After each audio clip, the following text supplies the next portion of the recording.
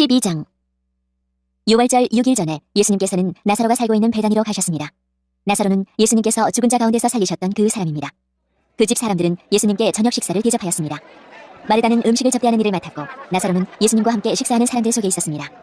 마리아가 매우 비싼 나드 향유 약 300g을 가져와서 예수님의 발에 붓고 자기의 머리카락으로 그 발을 닦았습니다. 그러자 그 향기가 온 집안에 가득하였습니다. 예수님의 제자 중 한 사람인 가룟 사람 유다가 그곳에 있었습니다. 그는 나중에 예수님을 배반할 사람이었습니다. 유다가 말했습니다. 이 향유를 팔아 그 돈을 가난한 사람들에게 나누어주는 것이 좋지 않은가? 이것은 300데나리온에 해당하는 값비싼 것인데 말이야. 그러나 유다가 정말로 가난한 사람들을 생각해서 이 말을 한 것은 아니었습니다. 그는 도둑이었기 때문에 이런 말을 한 것입니다. 그는 돈 주머니를 관리하는 사람이었는데 종종 돈 주머니에서 돈을 제 마음대로 꺼내 쓰곤 하였습니다. 예수님께서 말씀하셨습니다. 이 여자가 하는 대로 내버려 두어라. 마리아는 내 장례를 치를 날을 위해 이 향유를 준비해 둔 것이다. 가난한 사람들은 너희와 항상 함께 있겠지만 나는 너희와 항상 함께 있지는 않을 것이다. 유대인들이 예수님께서 베다니에 계시다는 소식을 들었습니다. 그래서 그들은 예수님만이 아니라 예수님께서 죽은 자 가운데서 살리신 나사로도 보려고 크게 무리를 지어 그곳으로 왔습니다. 그러자 대제사장들은 나사로까지 죽이려고 모의하였습니다. 이렇게 그들이 나사로를 죽이려고 하는 것은 나사로 때문에 많은 유대인이 예수님께 가서 그분을 믿었기 때문입니다. 다음 날 유월절을 지키러 온 많은 무리들은 예수님께서 예루살렘으로 오신다는 소식을 들었습니다. 그들은 손에 종려나무 가지를 들고 예수님을 맞으러 나갔습니다. 그리고 외쳤습니다. 호산나! 주님의 이름으로 오시는 자에게 복이 있을 것이다! 이스라엘의 왕에게 복이 있을 것이다! 예수님께서는 어린 나귀를 발견하시고는 성경에 기록된 대로 그 위에 타셨습니다. 시온에 따라 두려워하지 마라. 보아라, 너의 왕이 오신다. 그분은 어린 나귀를 타셨다. 예수님의 제자들은 처음에 이 말씀을 깨닫지 못했습니다. 그러나 예수님께서 영광을 받으신 뒤에야 비로소 이 말씀이 예수님에 관해 기록된 것이라는 사실과 사람들이 예수님께 이렇게 하였다는 것을 알게 되었습니다. 예수님께서 나사로를 무덤 밖으로 불러내시고 그를 죽은 자 가운데서 다시 살리실 때 예수님과 함께 있던 많은 군중들은 계속해서 예수님께서 행하신 일을 증언하였습니다. 이처럼 많은 사람이 예수님께서 행하신 이 표적에 대한 소문을 들었기 때문에 예수님을 맞으러 나왔던 것입니다. 그래서 바리새인들은 자기들끼리 이렇게 말했습니다. 보시다시피 우리 계획은 하나도 성공을 거두지 못했습니다. 온 세상이 저 사람을 따르고 있지 않습니까? 유월절에 예배드리기 위해 예루살렘에 온 사람들 중에 그리스 사람들이 들어 있었습니다. 이 사람들이 갈릴리 베세다 출신인 빌립에게 와서 요청했습니다. 선생님, 우리가 예수님을 뵙고 싶습니다. 빌립이 안드레에게 가서 말하였고 안드레와 빌립은 다시 예수님께 그 말을 전했습니다. 예수님께서 그들에게 대답하셨습니다. 인자가 영광을 받을 때가 왔다. 내가 너희에게 진리를 말한다. 미랄이 땅에 떨어져 죽지 않으면 한 알 그대로 있지만 죽으면 많은 열매를 맺는 법이다. 자기 목숨을 사랑하는 사람은 목숨을 잃을 것이지만 이 세상에서 자기 목숨을 미워하는 사람은 영원히 목숨을 보존할 것이다. 누구든지 나를 섬기려면 나를 따르라. 내가 있는 곳에 나를 섬기는 사람도 있을 것이다. 나를 섬기는 사람은 내 아버지께서 높이실 것이다. 지금 내 마음이 무척 괴로우니 무슨 말을 하겠습니까? 아버지, 이 때를 벗어나게 해주십시오. 아닙니다. 나는 이 일 때문에 이 때에 온 것입니다. 아버지 이름을 영화롭게 하소서. 그때 하늘로부터 내가 이미 영화롭게 하였고 또다시 영화롭게 할 것이다 라는 소리가 들렸습니다. 곁에 서서 이 소리를 들은 많은 사람이 천둥 소리가 들렸다고 말했습니다. 그러나 그 사람들 중에는 천사가 그에게 말하였다 라고 하는 사람들도 있었습니다. 예수님께서는 이렇게 대답하셨습니다. 이 소리는 나를 위해서가 아니라 너희를 위해서 들린 것이다. 이제 이 세상을 심판할 때가 되었다. 이제 이 세상의 통치자가 쫓겨날 것이다. 내가 땅에서 들려 올라가게 되면 나는 모든 사람을 내게로 이끌 것이다. 예수님께서 이런 말씀을 하신 것은 자신이 어떤 식으로 죽을 것인가를 보이려는 것이었습니다. 군중은 이 말을 듣자 이렇게 말했습니다. 우리는 율법에서 그리스도가 영원히 계실 것이라고 들었습니다. 그런데 당신은 어떻게 해서 인자가 되려야 한다고 말씀하십니까? 당신이 말씀하시는 인자는 도대체 누구입니까? 그러자 예수님께서 대답하셨습니다. 빛이 잠시만 더 너희와 함께 있을 것이다. 빛이 있을 때에 다니면 너희는 어둠에 사로잡히지 않을 것이다. 어둠 속에서 다니는 사람은 자기가 어디로 가는지 모른다. 빛이 너희에게 있을 동안 빛을 믿어라. 그러면 너희는 빛의 아들이 될 것이다. 예수님께서는 이 말씀을 하시고 그들을 떠나 숨으셨습니다. 예수님께서 이 모든 표적을 사람들 앞에서 행하셨지만 그들은 여전히 예수님을 믿으려 하지 않았습니다. 이것은 이사야 예언자의 말씀이 이루어진 것입니다. 주님이시여, 우리가 전한 것을 누가 믿었습니까? 주님의 능력이 누구에게 나타났습니까? 이런 이유 때문에 사람들은 믿을 수가 없었습니다. 다시 이사야 예언자는 말하였습니다. 주님께서 그들의 눈을 멀게 하시고 그들의 마음을 완고하게 하셨으니 그들이 눈으로 보고 마음으로 깨닫고 돌아와 고침을 받지 못하게 하려는 것이다. 이사야가 이런 말을 한 것은 그가 예수님의 영광을 보고 예수님에 관하여 말했기 때문입니다. 그러나 동시에 지도자들 중에서도 예수님을 믿는 사람이 많이 생겼습니다. 하지만 그들은 바리새인들 때문에 예수님을 믿는다고 고백하지는 못했습니다. 그들은 회당에서 쫓겨날까 두려워했습니다. 그들은 사람에게 칭찬받는 것을 하나님께 칭찬받는 것보다 더 좋아했습니다. 그때 예수님께서 큰 소리로 말씀하셨습니다. 나를 믿는 사람은 나를 믿는 것이 아니라 나를 보내신 분을 믿는 것이다. 나를 보는 사람은 나를 보내신 분을 보는 것이다. 나는 세상의 빛으로 왔다. 나를 믿는 사람은 누구든지 어둠 속에 머물지 않을 것이다. 내 말을 듣고 지키지 않는 사람이 있다 해도 내가 그 사람을 심판하지 않는다. 그것은 나는 세상을 심판하기 위해서가 아니라 구원하기 위해 왔기 때문이다. 나를 저버리고 내 말을 받아들이지 않는 사람을 심판하실 분이 계시다. 내가 한 이 말이 마지막 날에 그를 심판할 것이다. 내가 한 말은 내 스스로 한 말이 아니다. 나를 보내신 아버지께서 무슨 말을 해야 할지 또 어떻게 말해야 할지를 내게 명령하셨다. 그리고 나는 그분이 하신 명령이 영생이라는 사실을 안다. 그러므로 내가 말하는 것은 무엇이든지 아버지께서 내게 그렇게 말하라고 말씀하신 것이다.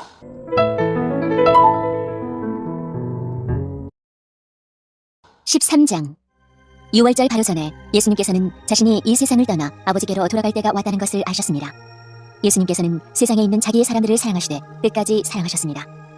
저녁 식사를 하는 중이었습니다.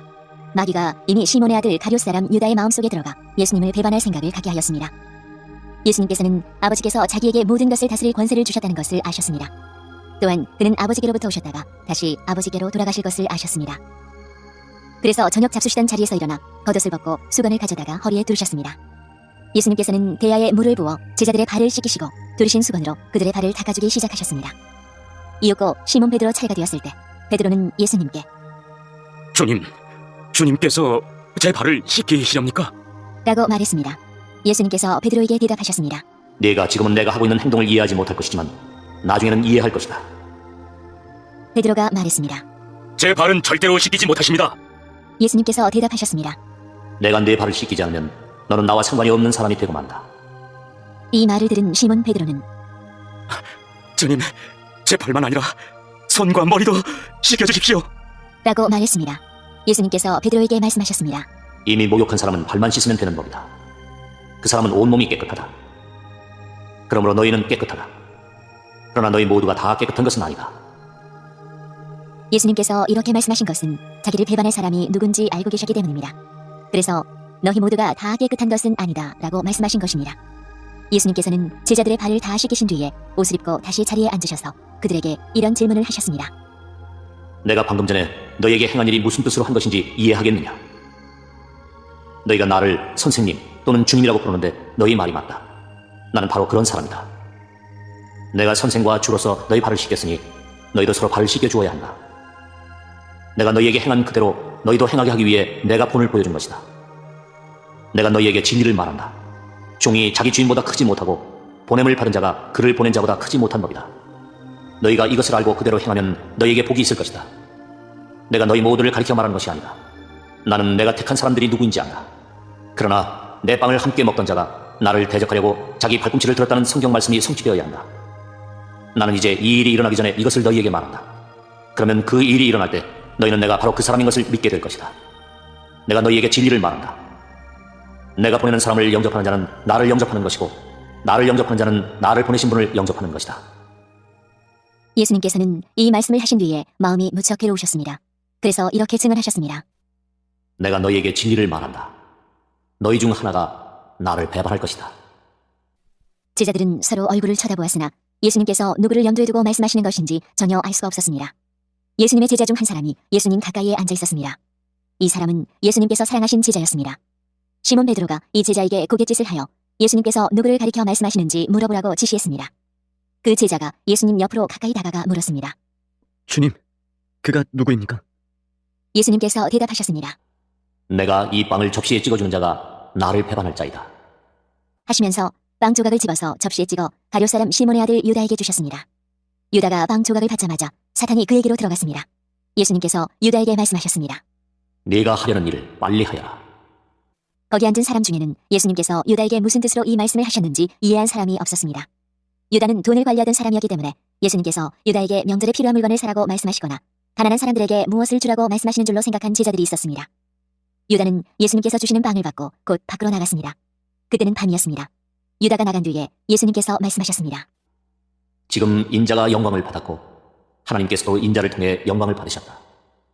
하나님께서 인자를 통해 영광을 받으시면 하나님께서도 인자를 영광되게 하실 것이다. 곧 그렇게 하실 것이다. 자녀들아, 내가 조금만 더 너희와 함께 있겠다. 너희가 나를 찾을 것이다. 내가 전에 유대인들에게 말한 것 같이 지금 너희에게도 말하는데 내가 가는 곳에 너희는 올 수 없다. 내가 너희에게 새 계명을 준다.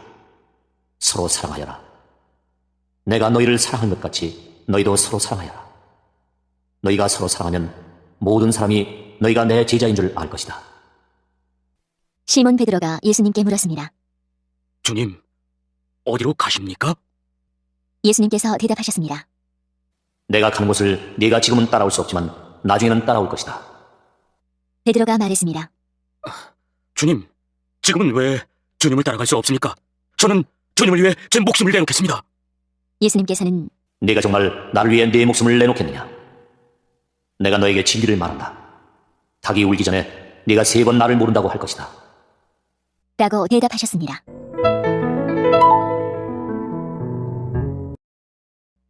(14장) 너희는 마음에 근심하지 마라. 하나님을 믿고 또 나를 믿어라. 내 아버지 집에는 너희들이 있을 곳이 많이 있다. 만일 그렇지 않다면 내가 너희에게 이런 말을 하지 않았을 것이다. 나는 너희를 위하여 한 장소를 마련하러 간다. 내가 가서 너희를 위해 한 장소를 마련한 뒤에 다시 와서 너희를 데려가 내가 있는 곳에 너희도 있게 하겠다. 너희는 내가 가는 그곳으로 가는 길을 알고 있다. 도마가 예수님께 말했습니다. 주님이 어디로 가시는지 알지 못하는데 저희가 그 길을 어떻게 알겠습니까? 예수님께서 대답하셨습니다. 내가 바로 그 길이요 진리요 생명이다. 나를 통하지 않고는 아버지께로 올 사람이 없다. 너희가 진정 나를 안다면 내 아버지도 알았을 것이다. 이제 너희는 그분을 알았고 또 그분을 보았다. 빌립이 말했습니다. 주님, 저희에게 아버지를 보여주십시오. 저희에게는 그것으로 충분합니다. 예수님께서 대답하셨습니다. 빌립아, 내가 이렇게 오랫동안 너희와 함께 있었는데 아직도 너는 나를 모른단 말이냐? 나를 본 사람은 아버지를 본 것이나 다름이 없는데 어떻게 네가 저희에게 아버지를 보여주십시오라고 말하느냐? 너는 내가 아버지 안에 있고 아버지께서 내 안에 계신 것을 믿지 못하느냐? 내가 너희에게 하는 말은 내 스스로 하는 말이 아니다. 이 말은 내 안에 계시면서 그분의 일을 하시는 아버지의 말씀이다. 내가 아버지 안에 있고 아버지께서 내 안에 계시다는 내 말을 믿어라. 나를 믿지 못하겠으면 내가 행한 표적 그것만이라도 믿어라. 내가 너희에게 진리를 말한다. 나를 믿는 사람은 내가 지금까지 해온 일들을 그 사람도 행할 것이다. 심지어 이보다 더 큰 일들도 행할 것이다. 그것은 내가 아버지께로 가기 때문이다. 그리고 너희가 내 이름으로 무엇이든지 구하면 내가 너희에게 다 이루어 주겠다. 그리하여 아버지께서 아들로 말미암아 영광을 받으시게 될 것이다. 너희가 내 이름으로 무엇이든지 내게 구하면 내가 다 이루어 주겠다. 너희가 나를 사랑하면 내 계명을 지켜라. 내가 아버지께 구하겠고 그분은 너희와 영원히 함께 있을 다른 보혜사를 보내주실 것이다. 그분은 진리의 성령이시다. 세상은 그분을 보지 못하고 알지도 못하므로 그분을 받을 수 없다. 그러나 그분이 너희 안에 계시고 너희는 그분 안에 있기 때문에 너희는 그분을 아는 것이다. 나는 너희를 고아처럼 버려두지 않고 너희에게로 다시 올 것이다. 조금 있으면 세상은 더 이상 나를 보지 못할 것이나 너희는 나를 볼 것이다. 그것은 내가 살고 너희도 살 것이기 때문이다. 그날에는 내가 내 아버지 안에 있고 너희가 내 안에 있고 내가 너희 안에 있는 것을 너희가 알게 될 것이다. 내 계명을 가지고 그것을 지키는 사람이 나를 사랑하는 사람이다. 그리고 나를 사랑하는 사람은 내 아버지께 사랑을 받고 나도 그를 사랑하여 그에게 나를 나타낼 것이다. 그때 가룟 사람이 아닌 다른 유다가 예수님께 말했습니다. 주님께서 자신을 우리에게는 나타내시고 세상에는 나타내지 않으시는 이유는 무엇입니까? 예수님께서 대답하셨습니다. 나를 사랑하는 사람이라면 나의 교훈을 지킬 것이다. 내 아버지께서 그를 사랑하실 것이고 우리가 그 사람에게 와서 함께 있을 것이다. 나를 사랑하지 않는 사람은 내 교훈을 지키지 않는다. 너희가 듣는 이 교훈은 내 것이 아니고 나를 보내신 아버지의 교훈이다. 이 모든 것을 내가 너희와 함께 있는 동안에 너희에게 말하였다. 그러나 내 아버지께서 나의 이름으로 보내실 진리의 성령이신 보혜사께서 너희에게 모든 것을 가르치시며 내가 너희에게 말한 모든 것을 생각나게 하실 것이다. 내가 너희에게 평안을 남긴다. 곧 나의 평안을 너희에게 준다. 내가 너희에게 주는 평안은 세상이 주는 것과 같지 않다. 너희는 마음에 근심하지도 말고 두려워하지도 마라. 너희는 내가 갔다가 너희에게로 올 것이다 라고 말한 내 말을 들었다. 너희가 진정 나를 사랑했다면 내가 아버지께로 가는 것을 기뻐했을 것이다. 이는 아버지가 나보다 더 크신 분이기 때문이다.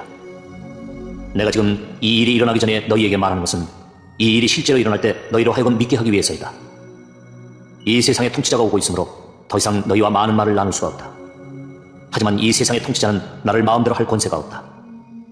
그러나 내가 아버지를 사랑하고 아버지께서 내게 명하신 대로 내가 행한다는 사실을 세상은 알아야 할 것이다. 일어나 이곳을 떠나자.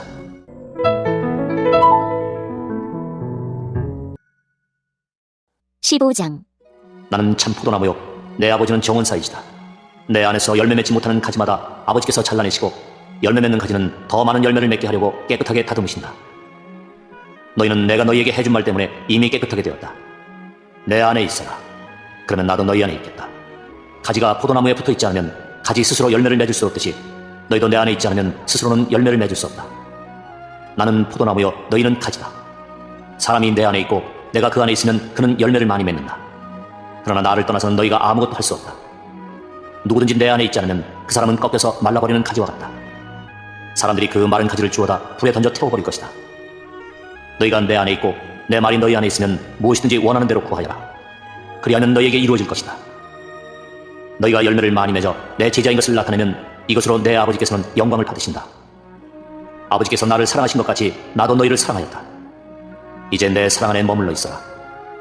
내가 내 아버지의 계명을 지켰고 그의 사랑 안에 있는 것처럼 너희가 내 계명을 지키면 내 사랑 안에 있을 것이다.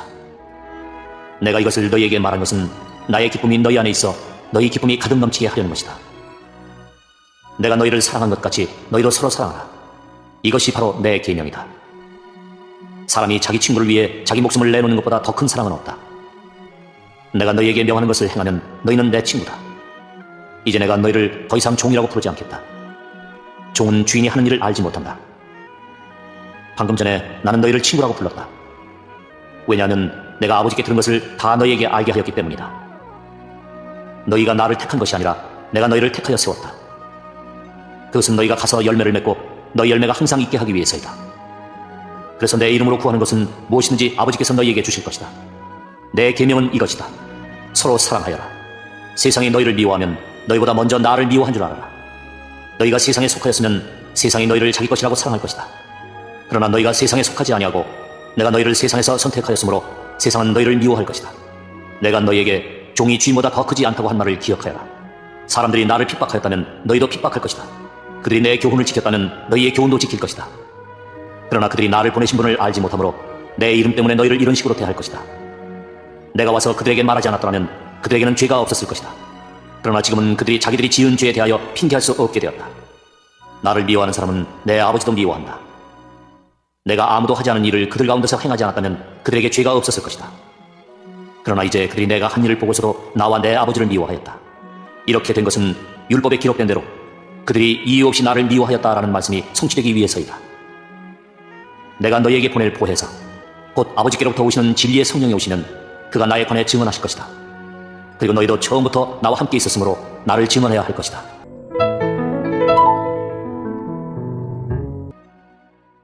(16장) 내가 너희에게 이 말을 하는 것은 너희 믿음이 흔들리지 않게 하기 위함이라. 사람들이 너희를 회당에서 쫓아낼 것이다. 그뿐만 아니라 너희를 죽이는 사람마다 자기가 하나님을 섬기고 있다고 생각할 때가 올 것이다. 그들은 아버지나 나를 알지 못하기 때문에 이런 일을 행할 것이다. 내가 지금 너희에게 이 말을 하는 것은 그때가 되면 너희로 하여금 내가 너희에게 일러준 말을 생각나게 하려는 것이다. 내가 처음부터 너희에게 이 말을 하지 않은 것은 지금까지 내가 너희와 함께 있었기 때문이다. 이제 나는 나를 보내신 분에게로 간다. 그러나 너희 중에서 나에게 어디로 가십니까? 라고 묻는 사람이 없다. 하지만 내가 이런 말을 함으로 너희 마음에는 슬픔이 가득하다. 내가 너희에게 진리를 말하겠다. 내가 떠나가는 것이 너희에게 유익하다. 내가 가지 않으면 보혜사가 너희에게 오시지 않을 것이다. 내가 가면 보혜사를 너희에게 보낼 것이다. 보혜사가 오시면 그분은 죄에 대하여, 의에 대하여, 심판에 대하여 세상이 잘못 생각한 것들을 책망하실 것이다. 그분은 사람들이 나를 믿지 않은 것이 바로 죄라는 것을 말해주실 것이며 내가 아버지께로 감으로써 너희가 더 이상 나를 보지 못하는 것이 하나님의 의라는 것을 알려주실 것이다. 이 세상 통치자가 이미 심판을 받았다는 것이 심판에 관하여 그분이 책망하실 내용이다. 내게는 아직 너희에게 할 말이 많이 있지만 지금은 너희가 그 말을 도저히 이해할 수 없다. 그러나 진리의 성령이 오시면 그분이 너희를 모든 진리 가운데로 인도하실 것이다. 그분은 자기 마음대로 말씀하지 않으시고 그가 들은 것만을 말씀하시며 앞으로 될 일들을 너희에게 알려주실 것이다. 진리의 성령은 내 것을 가지고 너희에게 알려주심으로써 나를 영화롭게 하실 것이다. 아버지께 있는 것은 다 내 것이다. 그래서 내가 성령께서 내 것을 가지고 너희에게 알려주신다고 말한 것이다. 조금 있으면 너희가 나를 보지 못할 것이고 또 조금 있으면 나를 다시 볼 것이다. 예수님의 제자들 중 몇 사람은 서로 이렇게 말했습니다. 주님께서 조금 있으면 너희가 나를 보지 못할 것이고 또 조금 있으면 나를 다시 볼 것이다 라고 말씀하시고 또 이는 내가 아버지께로 가기 때문이다 라고 말씀하셨는데 이게 대간좀 무슨 뜻일까? 또 그들은 주님께서 조금 있으면이라고 말씀하셨는데 그분이 하신 말씀은 도대체 이해할 수 없어. 라고 말했습니다. 예수님께서 제자들이 자기에게 물어보고 싶어 한다는 것을 아시고 그들에게 말씀하셨습니다. 내가 조금 있으면 너희가 나를 보지 못할 것이고 또 조금 있으면 나를 다시 볼 것이다 라고 한 말 때문에 너희끼리 서로 묻느냐? 내가 너희에게 진리를 말한다. 너희는 울며 애통할 것이나 세상은 기뻐할 것이다. 너희가 슬퍼할 것이지만 너희의 슬픔은 기쁨이 될 것이다. 출산하는 여인에게는 출산할 때의 고통이 있다. 그러나 아이를 낳으면 여인은 아이가 세상에 태어난 것이 너무 기뻐서 그 고통을 잊어버린다. 너희도 지금은 근심하지만 내가 너희를 다시 보게 되면 너희는 기뻐할 것이다. 그리고 아무도 너희에게서 그 기쁨을 빼앗지 못할 것이다. 그때에는 너희가 내게 아무것도 구하지 않을 것이다. 내가 너희에게 진리를 말한다. 너희가 내 이름으로 아버지께 무엇이든지 구하면 그분이 너희에게 주실 것이다. 지금까지는 너희가 내 이름으로 아무것도 구하지 않았다. 그러나 구하라. 그러면 너희가 받을 것이요 너희 기쁨이 가득 찰 것이다. 내가 지금까지는 이것을 비유적인 말로 너희에게 말하였지만 더 이상 비유적인 말이 아니라 아버지에 관하여 명확한 말로 너희에게 말할 때가 올 것이다. 그날에 너희가 내 이름으로 아버지께 구할 것이다. 내가 너희를 위하여 아버지께 구하겠다는 말이 아니다. 너희가 나를 사랑하고 내가 아버지께로부터 왔음을 믿었기 때문에 아버지께서 친히 너희를 사랑하신다. 내가 아버지를 떠나 세상에 왔으니 이제 세상을 떠나 다시 아버지께로 돌아간다. 그때 제자들이 말했습니다. 이제는 주님께서 우리에게 분명하게 말씀하시고 비유적인 말을 하나도 사용하지 않으십니다. 우리가 이제서야 주님께서 모든 것을 알고 계신다는 것을 깨달았습니다. 아무도 주님께 묻지 않을 것입니다. 이것으로써 우리는 주님께서 하나님께로부터 오신 분임을 믿습니다. 예수님께서 대답하셨습니다. 이제 너희가 믿느냐? 그러나 잘 들어라. 너희가 뿔뿔이 흩어질 때가 다가오고 있으며 이미 그때가 되었다. 너희는 저마다 자기 집으로 흩어지고 나를 혼자 버려둘 것이다. 그러나 나는 혼자가 아니다. 그것은 아버지께서 나와 함께 계시기 때문이다. 내가 이것을 너희에게 말한 것은 너희가 내 안에서 평안을 얻게 하려는 것이다. 이 세상에서는 너희가 고난을 당할 것이다. 그러나 담대하여라. 내가 세상을 이기었다.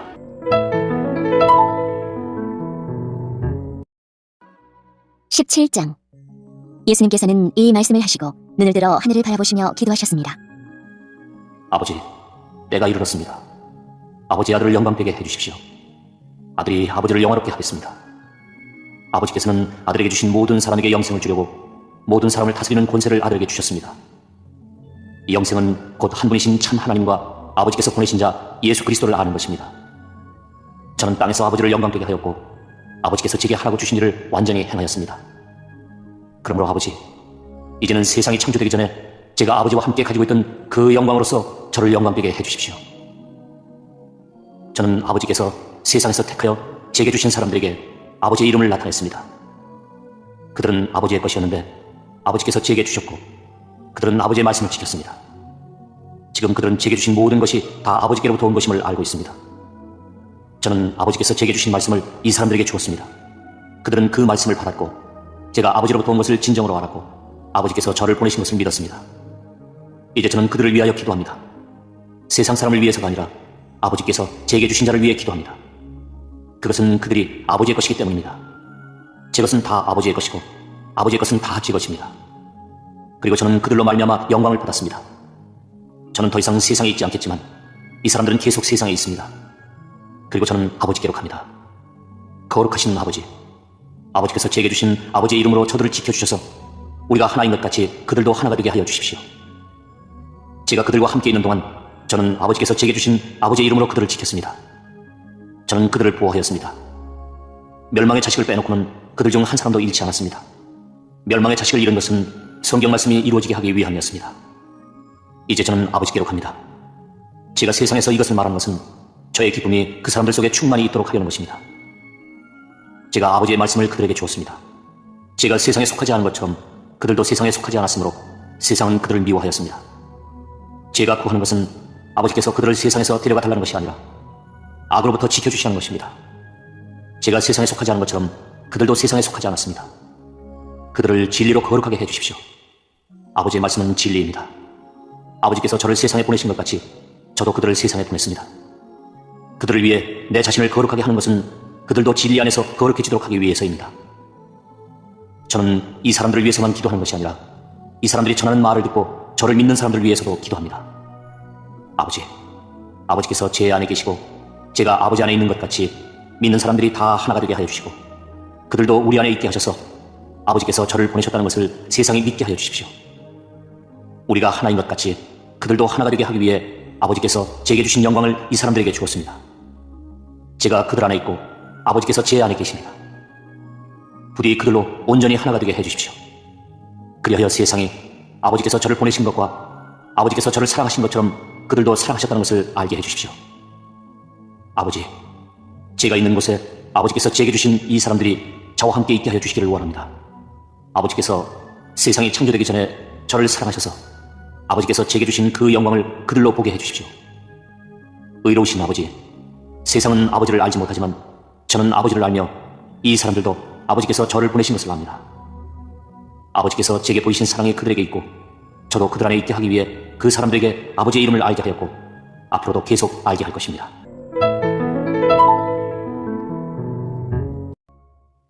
(18장) 예수님께서 이 모든 말씀을 마치시고 제자들과 함께 기드론 골짜기 건너편으로 가셨습니다. 그곳에는 올리브나무 정원이 있었습니다. 예수님과 제자들은 이 정원으로 갔습니다. 그곳은 예수님이 제자들과 함께 종종 모이셨던 곳이므로 예수님을 배반한 유다도 이곳을 알고 있었습니다. 그래서 유다는 로마 군인들과 대제사장과 바리새인들이 보낸 성전 경비대를 데리고 정원으로 왔습니다. 그들은 등불과 횃불과 무기를 들고 있었습니다. 예수님께서는 자신에게 닥칠 일을 다 아시고 그들 앞으로 나서며 물으셨습니다. 너희가 누구를 찾느냐? 그들은 나사렛 사람 예수다. 라고 대답했습니다. 예수님께서 그 사람들에게 내가 그 사람이다. 라고 말씀하셨습니다. 예수님을 배반한 유다도 그들과 함께 거기에 서 있었습니다. 예수님께서 내가 그 사람이다 라고 말씀하셨을 때 사람들은 뒤로 물러나 땅에 엎드렸습니다. 그러자 예수님께서 다시 물으셨습니다. 너희가 누구를 찾느냐? 그들이 나사렛 사람 예수다. 라고 대답했습니다. 예수님께서 말씀하셨습니다. 내가 그 사람이라고 너희에게 말하였으니 너희가 찾는 사람이 바로 나라면 이 사람들은 가게 하여라. 이렇게 말씀하신 것은 예수님께서 이전에 아버지께서 제게 주신 자 중에 한 사람도 잃지 않았습니다 라고 말씀하신 것을 이루게 하시려는 것입니다. 그때 시몬 베드로는 칼을 차고 있었습니다. 베드로가 칼을 빼어 대제사장의 종을 쳐서 오른쪽 귀를 베어버렸습니다. 그 종의 이름은 말고였습니다. 예수님께서 베드로에게 말씀하셨습니다. 칼을 집에 꽂아라. 아버지께서 내게 주신 잔을 마시지 말란 말이냐? 그 순간 군인들과 천부장과 유대 성전 경비대가 예수님을 체포했습니다. 그들은 예수님을 결박하여 먼저 안나스에게로 끌고 갔습니다. 안나스는 그 해의 대제사장인 가야바의 장인이었습니다. 가야바는 며칠 전에 유대인들에게 한 사람이 백성을 위하여 죽는 것이 더 낫다고 말한 사람이었습니다. 시몬 베드로가 다른 제자 한 사람과 함께 예수님을 따라갔습니다. 이 다른 제자는 제사장과 친분이 있는 사람이었기에 그는 예수님과 함께 대제사장의 집들 안으로 들어갔습니다. 그러나 베드로는 문 밖에서 기다려야만 했습니다. 대제사장과 아는 사이인 그 제자가 문 밖으로 나왔습니다. 그가 문 지키는 여자에게 말하여 베드로를 안으로 데리고 들어갔습니다. 문 지키는 여자가 베드로에게 당신은 이 사람의 제자 중 한 사람이 분명 아니죠? 하고 물었습니다. 베드로는 난 아니에요. 라고 대답했습니다. 날이 추워서 종들과 성전 경비대가 불을 피워놓고 주위에 둘러서서 불을 쬐고 있었습니다. 베드로도 그들과 함께 서서 불을 쬐고 있었습니다. 대제사장이 예수님께 예수님이 가르친 말씀과 제자들에 관해 물었습니다. 예수님께서 대답하셨습니다. 나는 세상에 분명히 말하였다. 언제든지 유대인들이 모이는 회당과 성전 뜰에서 가르쳤고 은밀하게 말한 것이 하나도 없었다. 그런데 어째서 내게 묻느냐? 내 말을 들은 사람들에게 내가 그들에게 무엇을 말했는지 직접 물어보아라. 그 사람들은 내가 무엇을 말했는지 알고 있다. 예수님이 이렇게 말씀하실 때 곁에 있던 성전 경비대원 중 한 사람이 예수님의 얼굴을 주먹으로 치면서 말했습니다. 대제사장께 이런 식으로밖에 대답하지 못하겠어.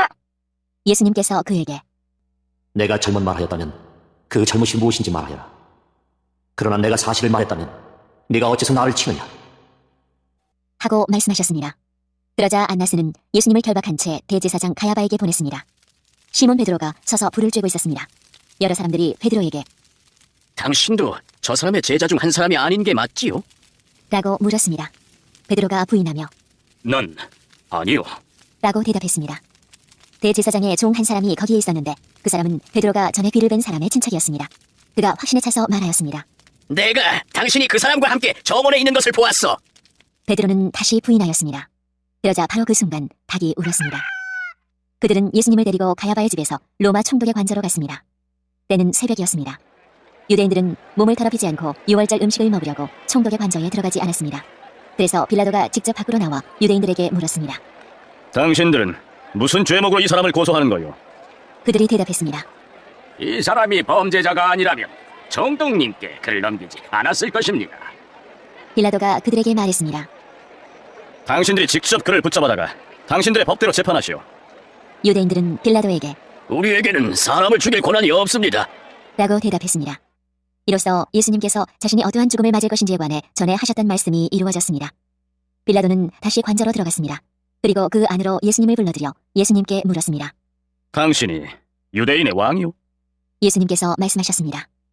이것은 내 스스로 하는 말이냐? 아니면 다른 사람들이 나에 관하여 내게 한 말이냐?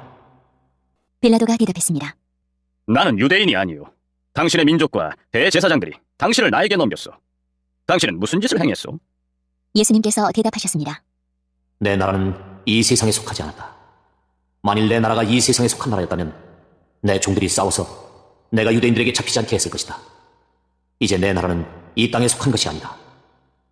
빌라도가 말했습니다. 그렇다면 당신이 왕이란 말이오? 예수님께서 대답하셨습니다. 너는 나에게 왕이라고 바르게 말하는구나. 사실 나는 이것을 위하여 태어났으며 이것을 위해 세상에 왔다. 나는 진리에 대해 증언하려고 왔다. 진리에 속한 사람은 내 말을 듣는다. 진리가 무엇이오? 빌라도가 물었습니다. 이 말을 하고 빌라도는 다시 관저에서 나와 유대인들에게로 가서 말하였습니다. 나는 이 사람에게서 아무 죄도 찾지 못하였소. 6월절에 내가 당신들에게 죄수 한 사람을 놓아주는 풍습이 있어. 당신들은 유대인의 왕을 당신들에게 놓아주기를 바라시오. 그들은 다시금 목소리를 높여 이 사람이 아니라 바라바를 놓아주시오! 라고 소리질렀습니다. 바라바는 강도였습니다.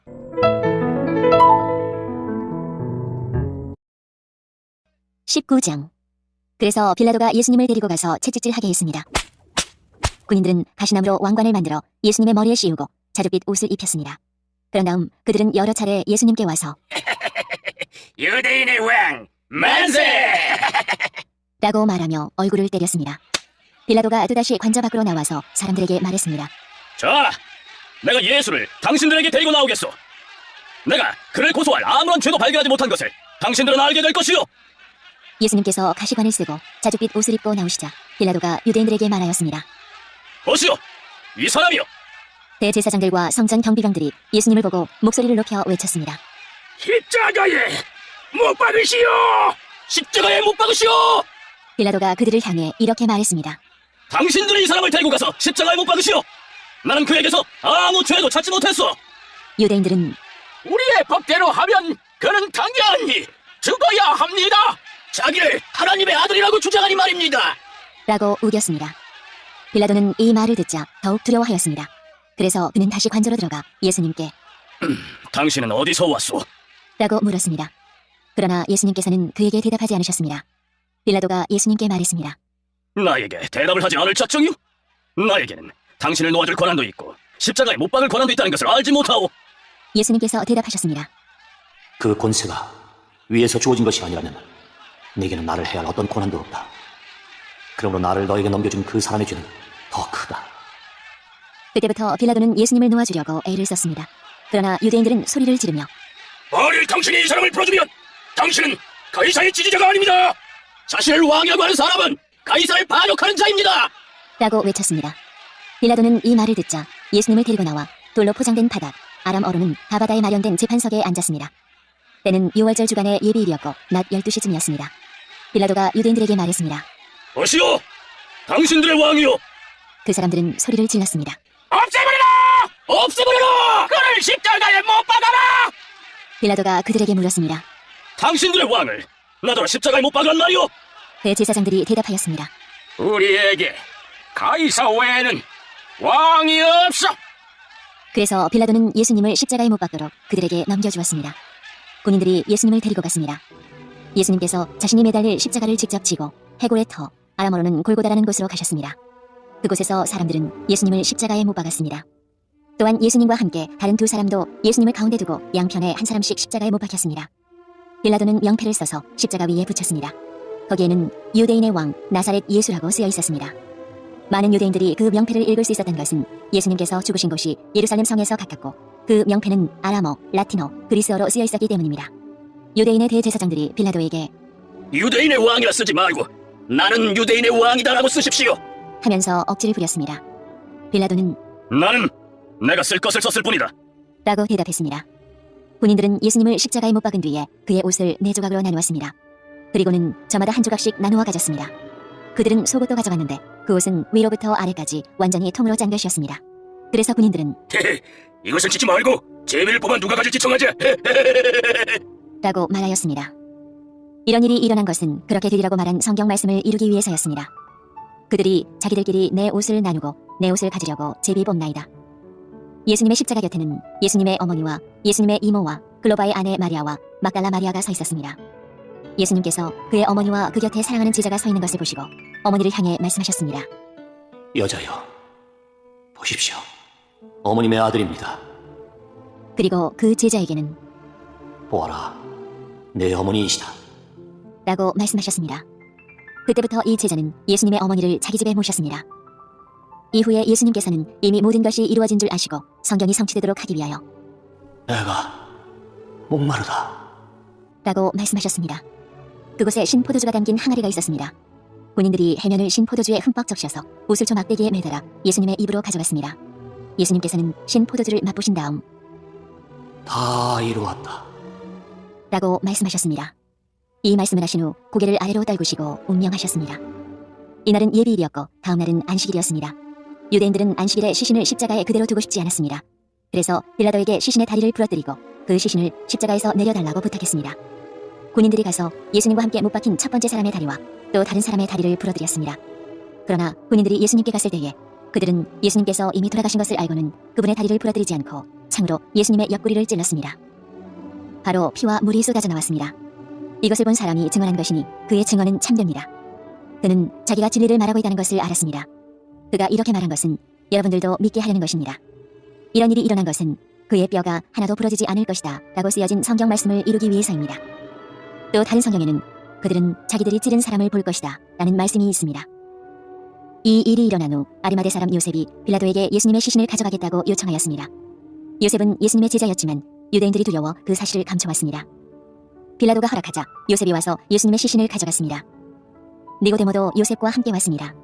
니고데모는 일찍이 밤에 예수님을 찾아왔던 사람이었습니다. 그는 모략과 알로에를 섞어 만든 향료를 약 33kg 정도 가져왔습니다. 이 두 사람은 유대인들의 장례 풍습에 따라 예수님의 시신을 가져다가 향료와 함께 고운 배로 쌌습니다. 예수님께서 십자가에 못 박히신 곳에는 동산이 있었습니다. 그 동산에는 아직까지 한 사람도 그 안에 안치한 적이 없는 새 무덤이 있었습니다. 무덤도 가까이 있고 유대인들의 예비일이기도 해서 요셉과 니고데모는 예수님의 시신을 그 무덤에 넣어두었습니다.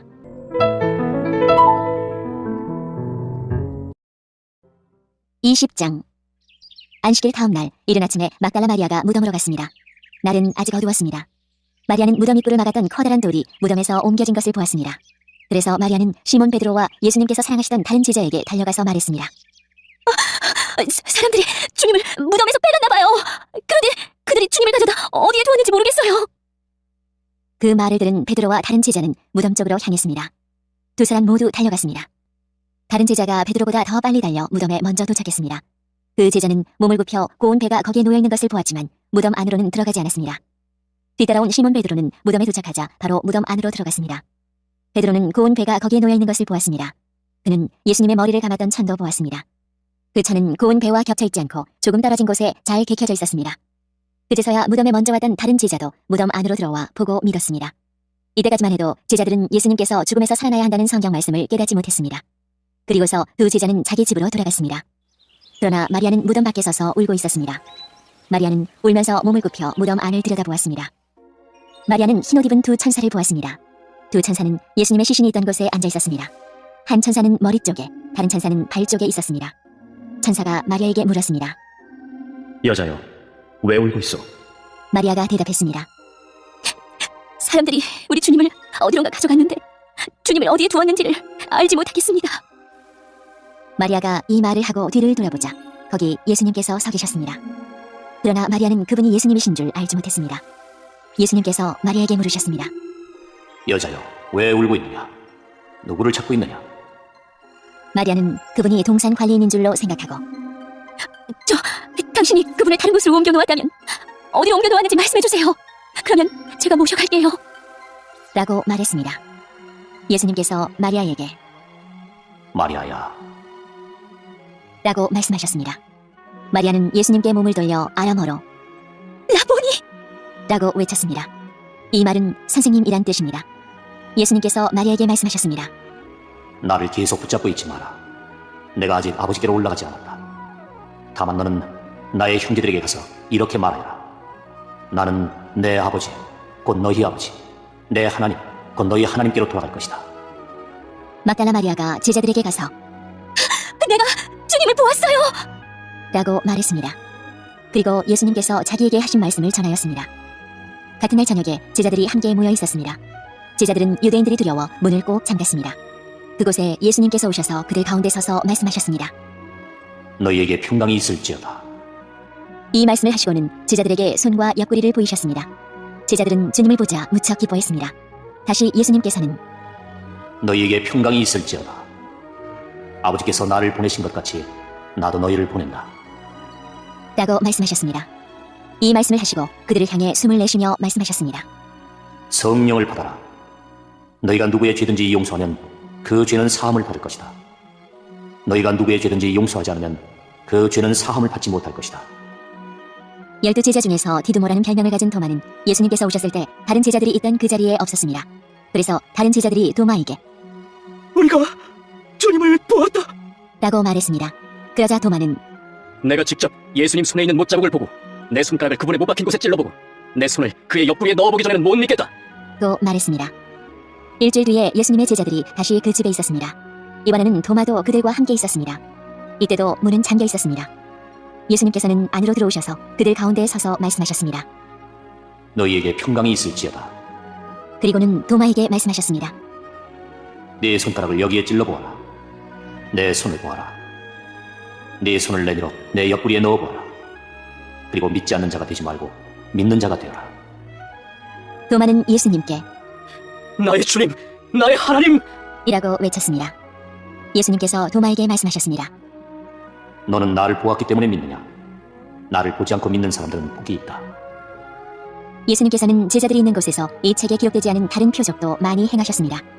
그런데도 이 책에 있는 표적들을 기록한 것은 여러분들로 하여금 예수님께서 하나님의 아들 그리스도이심을 믿게 하고 그분의 이름을 믿음으로써 생명을 얻게 하기 위해서입니다.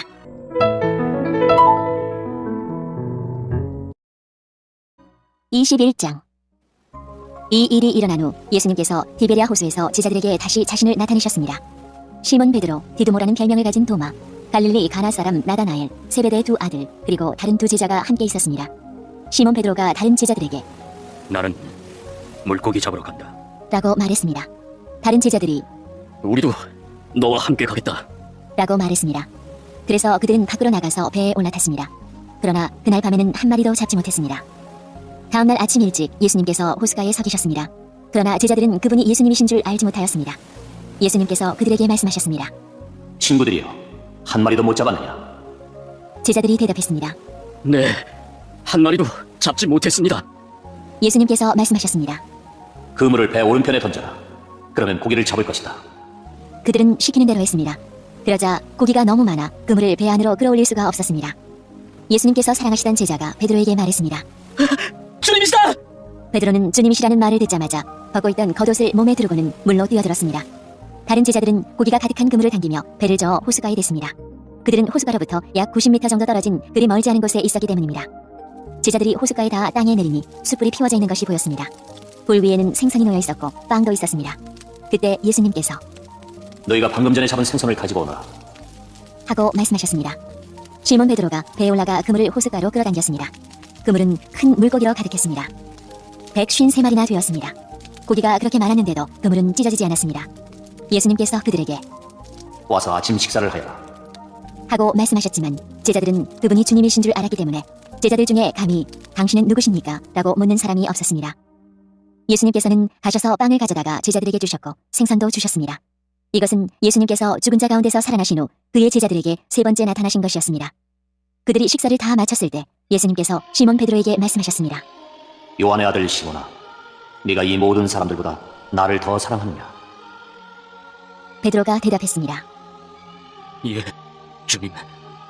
제가 주님을 사랑한다는 것을 주님께서 아십니다. 예수님께서 말씀하셨습니다. 내 양을 먹여라. 다시 예수님께서 베드로에게 말씀하셨습니다. 요한의 아들 시몬아, 네가 나를 사랑하느냐? 베드로가 대답했습니다. 예, 주님. 제가 주님을 사랑하는 줄을 주님께서 아십니다. 예수님께서 말씀하셨습니다. 내 양을 돌보아라. 세 번째로 예수님께서 베드로에게 말씀하셨습니다. 요한의 아들 시몬아, 네가 나를 사랑하느냐?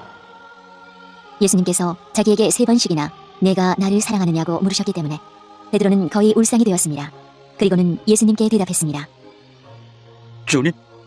주님께서는 모든 것을 아십니다.